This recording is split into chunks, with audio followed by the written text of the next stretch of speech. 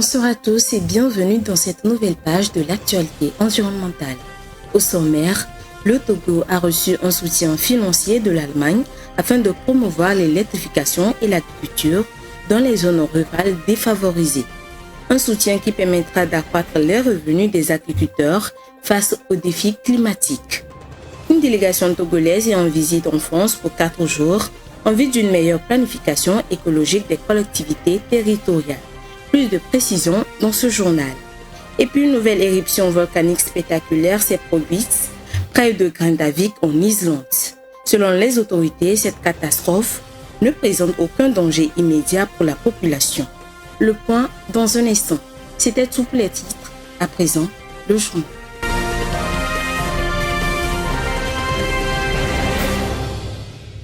L'Allemagne apporte son soutien au Togo en finançant des initiatives d'électrification et d'agriculture dans les zones rurales.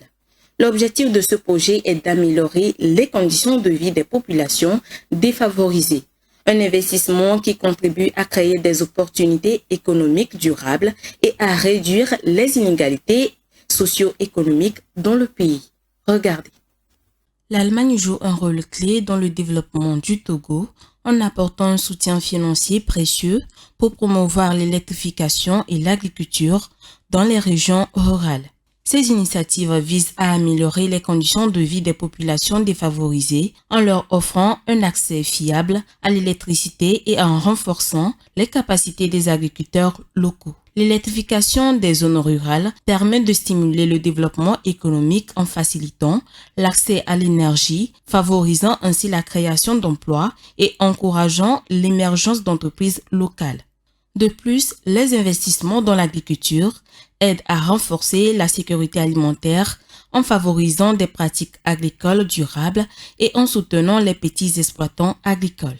Au Togo, le taux d'électrification a considérablement augmenté au cours des dernières années, passant de 23% en 2010 à 60% en 2021. Il s'agit d'une tendance positive et le gouvernement togolais souhaite atteindre 100% d'électrification d'ici 2030. La coopération allemande soutient le Togo dans la réalisation de cet objectif ambitieux afin que même les zones les plus reculées puissent bénéficier d'une électrification respectueuse du climat. Pour cela, la GIZ travaille avec des partenaires locaux sur la réalisation de 2 projets. Il s'agit de Pro-Énergie, électrification rurale au Togo, et de ProSac, programme des systèmes agroalimentaires intelligents face au climat.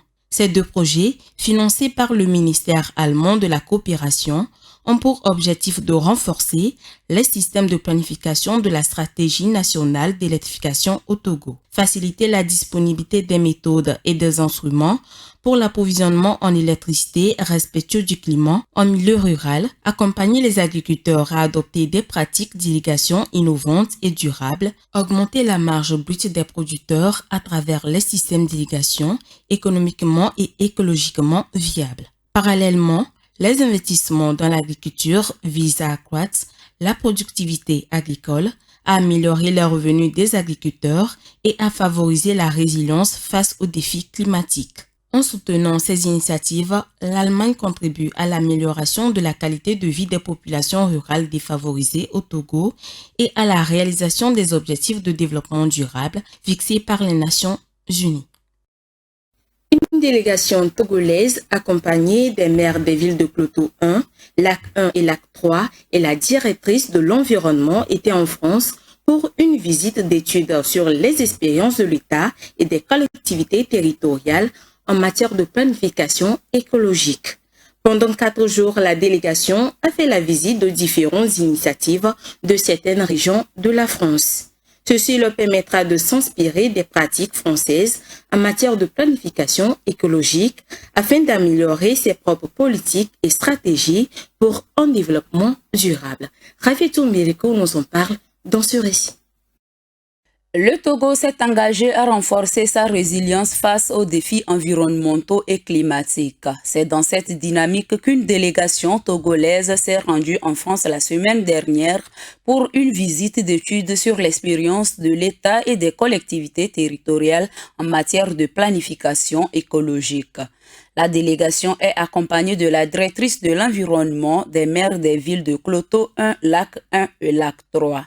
Pendant 4 jours, la délégation a visité les différentes initiatives de certaines régions de France. La visite leur a permis non seulement de bénéficier du savoir-faire français en matière de planification écologique, mais aussi de promouvoir l'expertise France afin d'améliorer ses propres politiques et stratégies pour un développement durable. Les échanges entre les parties togolaises et françaises permettront également de favoriser des partenariats à long terme, contribuant ainsi à l'émergence d'une coopération internationale efficace dans la lutte contre le changement climatique et la préservation de l'environnement. Outre les aspects techniques, cette visite favorise la collaboration et les échanges de vues entre les parties togolaises et les territoires français dans le but de renforcer les capacités et de développer des solutions innovantes pour relever les défis climatiques et énergétiques.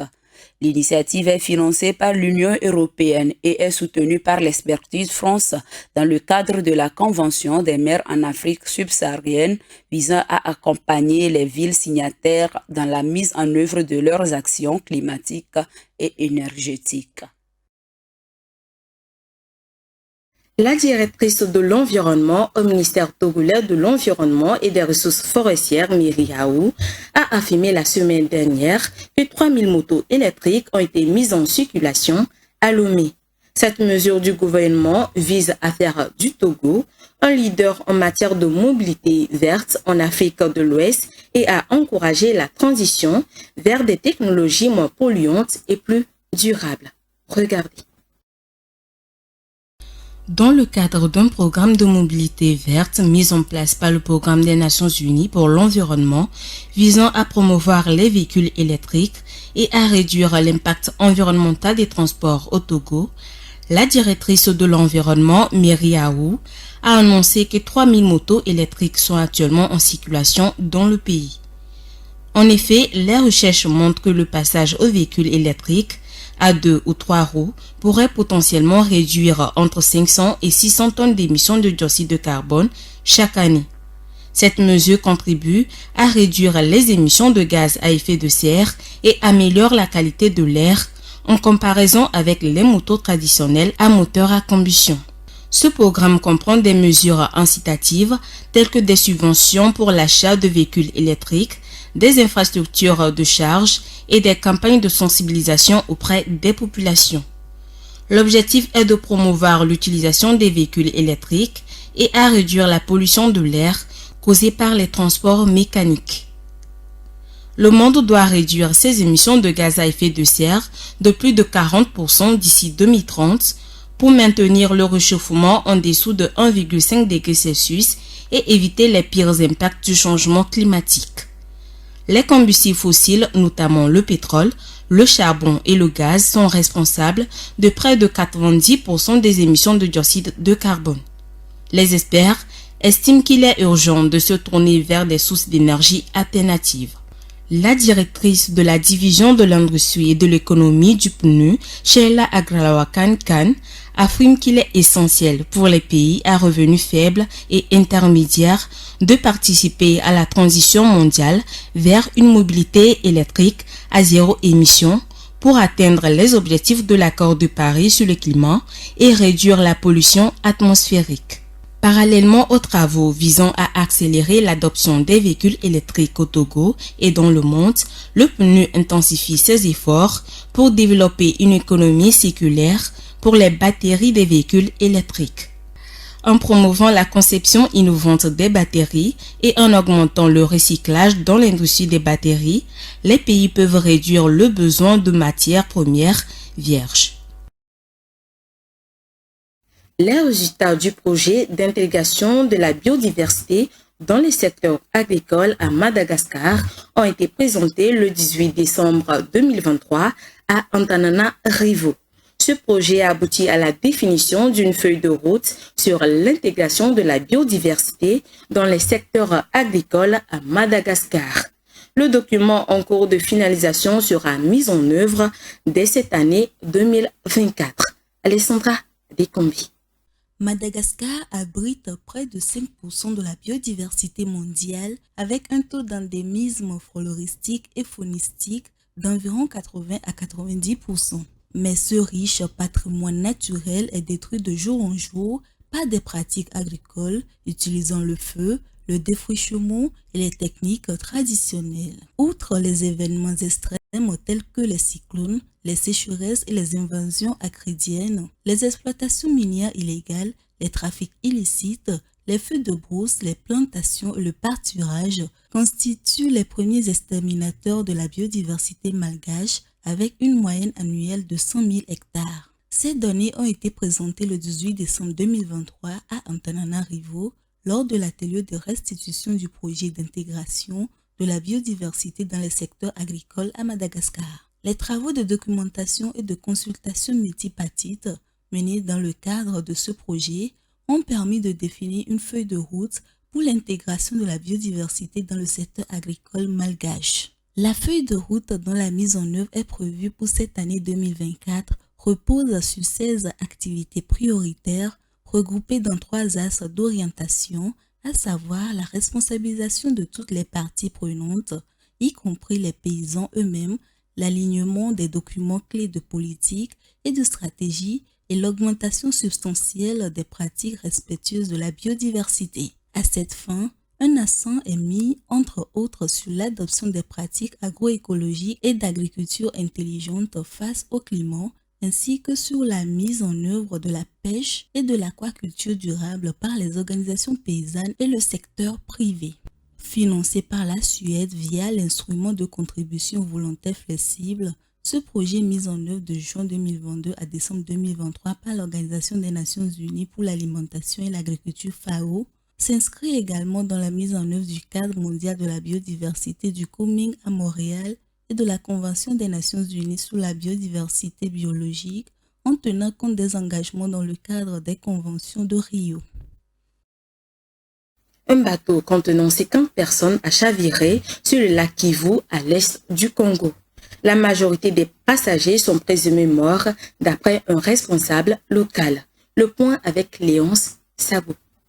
L'un des responsables de la province du Sud Kivu, Mustapha Momboleo, a déclaré que le bateau traversant le lac transportait non seulement 50 personnes, mais aussi 20 sacs de ciment, causant de la surcharge et faisant couler le bateau. Selon Momboleo, il y a 10 survivants et 3 passagers dont les corps ont été retrouvés. Ils poursuivent actuellement les recherches pour les 37 autres passagers. Notons que ces accidents de navigation mortels se produisent régulièrement au Congo en raison des équipages qui surchargent les petits bateaux en bois. En début janvier, le même événement s'est produit sur le lac Maï-Ndombe où 22 personnes ont trouvé la mort. En avril 2023, 6 personnes ont également été retrouvées mortes et 67 étaient portées disparues sur le lac Kivu. Ces accidents arrivent souvent car les réglementations maritimes ne sont pas respectées, avait souligné le directeur de l'autorité publique des voies fluviales du Congo, Daniel Nwaboshi, à la télévision d'État. Il ajoute que le facteur principal reste néanmoins de la surcharge. Dans le cadre du nouveau programme Innovation durable en matière de déchets pour un avenir en transition, 110 petites et moyennes entreprises au Kenya bénéficieront d'un accompagnement dans la mise en place de modèles innovants de gestion des déchets. L'initiative est financée à hauteur de 1,5 million de dollars par la fondation IKEA. Retrouvons Alessandra Dekombi dans ce commentaire. Une assistance technique et financière, c'est le package dont bénéficieront 110 petites et moyennes entreprises PME kenyanes spécialisées dans la gestion des déchets au cours des 3 prochaines années. C'est à la faveur du programme Innovation en matière de déchets pour un avenir en transition, dévoilé récemment par le Centre d'innovation climatique du Kenya. Au cours de la première année du programme de gestion des déchets, le programme SWIFT soutiendra 55 PME, en particulier celles dirigées par les jeunes et les femmes dans différents domaines, notamment le conseil aux entreprises, la conformité pour l'accès au marché, l'assistance technique, l'accès aux solutions de financement, l'intégration de la durabilité, le soutien politique et les solutions technologiques. Pendant les 2 années restantes, le programme SWIFT favorisera la croissance et la durabilité de 55 autres PME en matière de gestion des déchets. L'ambition est de transformer le secteur de la gestion des déchets dans le pays d'Afrique de l'Est grâce à des modèles d'entreprises innovants qui intègrent les principes de l'économie circulaire. L'un des problèmes majeurs du secteur des déchets est la mauvaise gestion, une situation qui contribue à 5% des émissions mondiales de gaz à effet de serre selon un rapport du Programme des Nations Unies pour l'environnement. Dans son effort de renforcer les politiques et les cadres de gestion des déchets, le KIC collaborera stratégiquement avec le gouvernement national du Kenya et 5 comtés à savoir Nairobi, Mombasa, Nakuru, Kisumu ou Uasin-Gishu. L'effort de collaboration soutiendra le développement de politiques et de réglementations incitant l'engagement du secteur privé dans la gestion des déchets et les pratiques de l'économie circulaire. Dans le cadre de ces activités, la Fondation IKEA, dont l'entreprise éponyme opère dans le secteur de l'imeublement à travers le monde, a promis 5,1 millions de dollars au KIC. Plus de 2000 emplois directs et 4000 emplois indirects seront également créés grâce au nouveau programme de gestion des déchets, ce qui permettra d'améliorer les moyens de subsistance de plus de 5000 ménages au Kenya. Par ailleurs, les PME soutenues devraient générer jusqu'à 10 millions de dollars de revenus, projette le Centre d'innovation climatique du Kenya, établi en septembre 2012 par le programme de technologie climatique du groupe de la Banque mondiale. Des incendies de forêt se sont abattus sur les montagnes environnantes des petites villes côtières près du Cap en Afrique du Sud. Ces feux qui ont brûlé de manière incontrôlable pendant 2 jours de suite ont poussé les autorités à évacuer les villes. Léonce Sado. Les autorités sud-africaines ont donné l'ordre d'évacuer complètement le Pringle Bay, un village très côtoyé par les vacanciers situé à 80 km du Cap. Le lundi, c'est la ville voisine de Betty Bay que les habitants ont désertée. Ces incendies sont relativement fréquents dans la chaîne de montagnes autour du Cap et un peu plus loin sur la côte au cours de l'été sud-africain. Néanmoins, il est rare que ces villes soient complètement évacuées. Les incendies ont commencé le lundi et ont été alimentés par les forts vents côtiers et le temps chaud et sec. Le maire de la municipalité d'Overstand, Anneli Rabi, superviseuse des villes, déclare qu'au total, 6 incendies se sont déclenchés dans la région et que 4 ont été déjà maîtrisés. Mais un se dirige actuellement tout droit sur le Pringle Bay. Le conseil d'Overstand a vidé un petit nombre de maisons car il n'y avait pas pour le moment de blessés. Mais les autorités ont quand même émis un code rouge pour signifier que ces incendies représentaient un danger immédiat pour les personnes et les biens. Une réserve naturelle a été complètement brûlée à 95%. La population de Pringle Bay déménage dans un village voisin en attendant que les pompiers maîtrisent le feu restant, aidés par les hélicoptères qui cherchaient de l'eau dans l'océan. D'autres régions ont également été touchées cette dernière semaine, notamment la province sud-africaine du Cap occidental, sur la célèbre montagne de la Table, surplombant Cape Town. Le ministre des Forêts, de la Pêche et de l'Environnement, Barbara Kissy, révèle que ses équipes de lutte contre les incendies travaillaient dans 4 régions du Cap occidental depuis 9 jours. Rappelons qu'en 2021, un violent incendie difficile à maîtriser avait ravagé la Table Mountain et causé beaucoup de dégâts. Selon le gouvernement local du Cap occidental, les principales causes des incendies de forêt sont les mégots de cigarettes jetés, les personnes qui allument les feux de cuisine ou qui brûlent des débris et parfois des incendies criminels. Ces feux sont souvent attisés par les vents côtiers, les rendant imprévisibles. La Terre s'est à nouveau mise en colère en Islande. Une nouvelle éruption volcanique a encore surgi au cours de la semaine dernière au sud de la capitale islandaise. D'après les autorités, il n'y a pas de danger pour la population dans l'immédiat. Les détails avec Vivas Amana. Le feu a décidé de s'installer au pays du froid depuis quelques mois. Des laves à perte de vue, c'est le paysage qui est visible depuis la semaine dernière près de Grindavik, une petite ville de 4000 habitants au sud de l'Islande. Une troisième éruption volcanique en moins de 3 mois s'est déclenchée mais sans danger pour le moment. L'éruption qui a fait plus de 50 mètres de hauteur s'étend sur pratiquement 3 km comme la dernière fois. Elle survient à la suite d'un séisme qui a secoué la zone. Les 4000 habitants de la ville située à proximité ont été évacués, mais elle ne serait pas menacée selon les autorités. Au lever du jour, l'on aperçoit un paysage métamorphosé et contrasté entre la neige et le feu. Les autorités s'activent pour renforcer les barrages et contenir la lave qui a déjà gagné une route. Cette péninsule, qui a été épargnée par les éruptions pendant plusieurs siècles, voit son activité volcanique reprendre ces 3 dernières années avec beaucoup d'intensité. Le mercure terrestre enregistre son premier record de cette année 2024. Le premier mois de cette année qui vient de s'écouler bat le record de la température la plus chaude depuis 8 ans. Cette situation a été constatée un peu partout sur le globe, avec quelques rares régions qui ont fait l'exception. Vivas Amana. Une nouvelle année commence et le climat enregistre son premier nouveau record. Le mois de janvier vient de passer sous la barre de 1,66 degrés Celsius, devenant le mois de janvier le plus chaud jamais enregistré. D'après l'Observatoire européen du climat Copernicus, la planète vient globalement de vivre le mois de janvier le plus chaud de son histoire. Janvier 2024 bat le record de l'année précédente, et ceci pour la 8e année consécutive.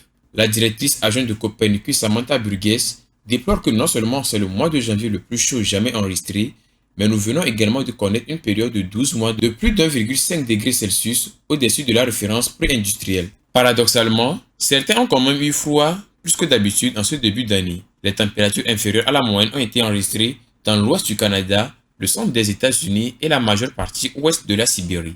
La directrice adjointe de Copernicus, Samantha Burgess, insiste que les réductions rapides des émissions de gaz à effet de serre sont le seul moyen d'arrêter la hausse des températures mondiales. Malgré un investissement de 6 000 milliards de dollars pendant 15 ans pour la réussite de la transition écologique, la proportion de combustibles fossiles a à peine baissé depuis le début du siècle. Face à ce constat, les experts en énergie ont proposé une solution révolutionnaire.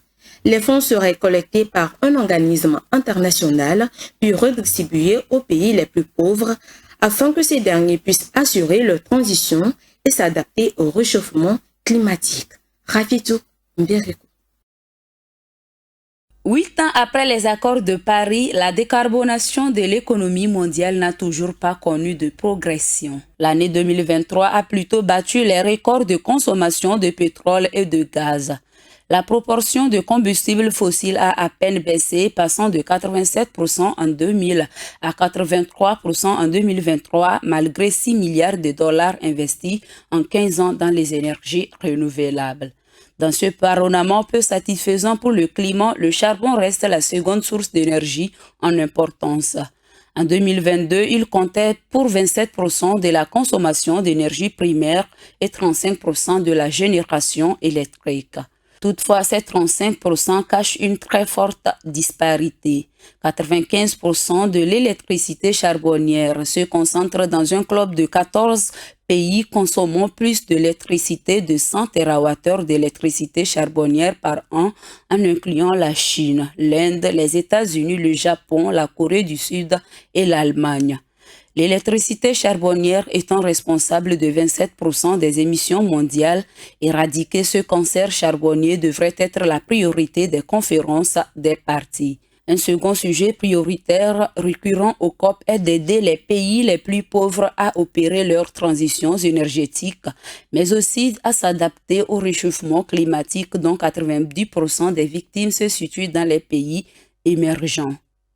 Selon l'économiste britannique Nicolas Stern, cela nécessiterait un transfert de 2500 milliards de dollars par an des pays riches vers les pays pauvres, soit près de 4% du PIB. La méthode est triplement vertueuse. Réenchérissant les prix des produits exportés, elle encourageait le club des 14 à réduire le plus rapidement possible son électricité charbonnière. Tout pays réduisant sa production électrique charbonnière sous les 100 TWh sortirait automatiquement du club et verra sa taxe réduite à zéro. Elle inciterait aussi les consommateurs à réorienter ses achats vers des produits à empreinte carbone plus faible devenus, grâce à la taxe, mécaniquement moins chère et permettrait aux pays les plus pauvres de financer massivement les projets d'atténuation et surtout d'adaptation indispensables à leur survie face au réchauffement climatique. De surcroît, elle permettrait d'éviter des exodes massifs des pays les plus sensibles, notamment la montée des océans. Ainsi se referme cette page de l'actualité environnementale. Merci de votre attention. L'information continue sur Green TV International. À très vite.